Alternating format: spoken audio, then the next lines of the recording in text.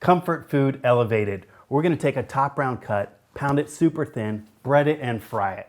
You think that's diner and comfort food? This is gonna be elevated to something you're gonna wanna have at date night. Let's get it started.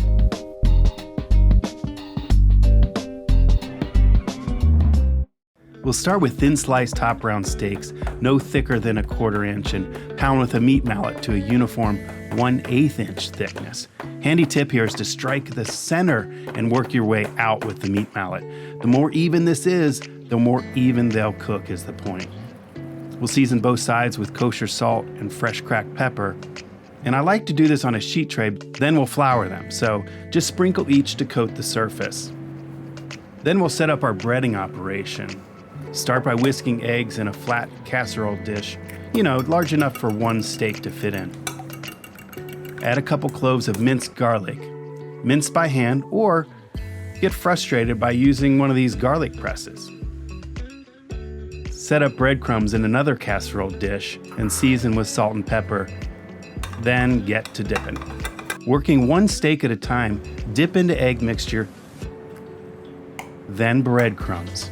I like to flip a couple times and press into the steak because, crispy starts here.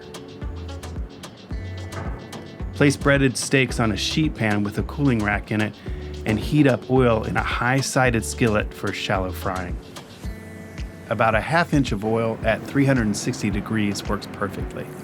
Carefully place the steak in the oil with the tongs, making sure not to splash hot oil. 2 to 3 minutes on each side is all they need for a beautiful, golden, crispy crust. I like to use a metal fish spatula to get them out. Like most anything I pull out of the fryer, they'll land on a sheet tray with paper towels or brown paper laid out to absorb the extra oil. Just look at that golden brown crust. Here we go. So go ahead and fry up the other steaks.